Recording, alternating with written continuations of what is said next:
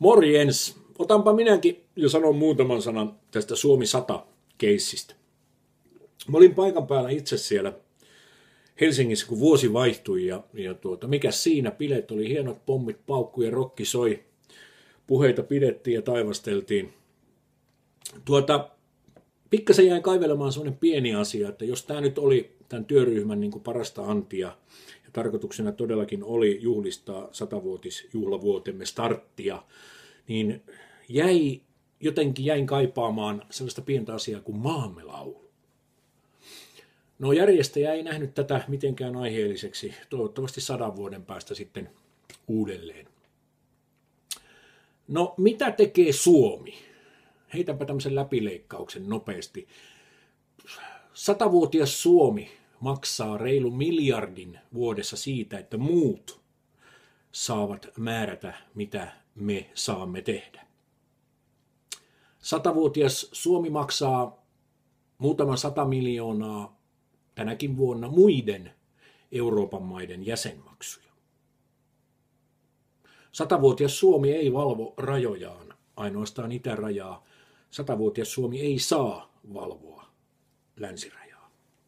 Siitä päättää muut kuin me. 100-vuotiaassa Suomessa on yllä totaalinen hyvävelijärjestelmä. Tästä on paljon erilaisia pohdintoja. Heitän yhden esimerkin, jossa herää epäilys. Esimerkiksi viime vuonna 100-vuotias Suomi maksoi 2 miljardia siitä, että anonyymeillä maahantunkeutujilla röyhkeästi rahastavat firmat saivat massinsa. Samanaikaisesti 100-vuotias Suomi leikkasi 2 miljardia kantasuomalaisten hyvinvoinnista. Näissä firmoissa istuu poliitikkoja sukulaisia, sidosryhmiä ja fyrkat meni sinne. Ei vokissa viltin väri vaihtunut, vaikka vähän lisäbudjettiakin sinne muutama satoja miljoonia paukutettiin. No okei. 100-vuotias Suomi maksaa kaikennäköistä höttää. 100-vuotiaassa Suomessa tänäkin vuonna, viime vuonna maksettiin noin 4 miljardia tuulivoimatukiaisia, että ulkomaiset pankit ja sijoittajat voi hyvin. Samanaikaisesti 100-vuotiaassa Suomessa leikattiin kantasuomalaisten hyvinvoinnista, että tuulivoimatukiaisia voidaan maksaa, että ulkomaiset pankit ja sijoittajat voivat hyvin ja saavat rahansa. Siis käsittämättömiä kuvioita. Suomeen nämä rahat eivät jää, ne menee minne menee, Kankkulan kaivoon. 100-vuotias Suomi on erikoinen paikka. Me annetaan ulkomaisten yritysten käyttää meidän maaperää lähestulkoon velotuksetta. 100-vuotias Suomi, 100 vuotta. Eikö sinne eduskuntaan ole sattunut 100 vuoden aikana yhtään bisnesmiestä, joka olisi tajunnut, että hei, mehän voitaisiin säätää sellainen laki, että nämä ulkomaisetkin firmat joutuisivat maksaa jotain siitä, että ne hyödyntävät Suomen luonnonvaroja. Haloo? Ei ole tainnut. No, ei siitä enempää.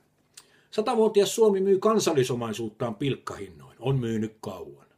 Meillähän nyt ei ole enää oikeastaan paljon mitään jäljellä. Toivotaan, että pidetään niistä kiinni, mitä on ja mitä kasvaa.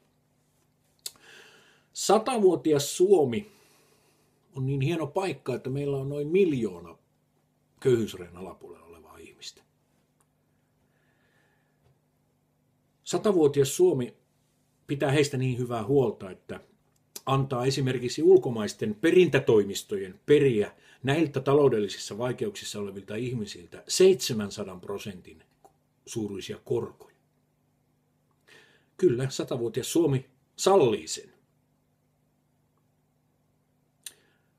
100-vuotias Suomi antoi reumasairaalan loppua, koska ei löytynyt 2 miljoonaa. Ja 100-vuotiaassa Suomessa rakennettiin lastensairaala perkele kolehtivaroin.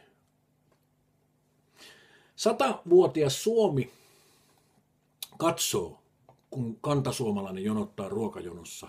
100-vuotias Suomi kieltää Veijoa veneen alla asumasta veneen alla, eikä anna Veijolle vokkipaikkaa, jossa samanaikaisesti asuu laittomasti ja laillisesti maahan tunkeutuneita, jotka syövät 5 lämmintä ateriaa joka päivä. 100-vuotias Suomi pakottaa opiskelijat velkaantumaan. Näin on totuus. 100-vuotias Suomi juhlii 100-vuotista taivaltaan Afrikka-bussilla ja monikulttuurilla. 100-vuotias Suomi kieltää sinulta ja minulta sananvapauden. Milloinkahan tulee se päivä, että 100-vuotias Suomi ehdottaa sirua jokaisen suomalaisen perseeseen, että poliitikot ja heidän sidosryhmänsä voivat tienata sinulla ja minulla vielä enemmän? 100-vuotias Suomi on minun mielestäni lobbareiden ja politiikalla rahastavien syöpäläisten luvattu maa. Meiltähän puuttuu enää kissavero, muuten lähes kaikki on valmista. Mitäs oot mieltä? Ollaanko me tyytyväisiä siellä kotisohvalla ja täällä? Se olkoon jokaisen omassa pohdinnassa.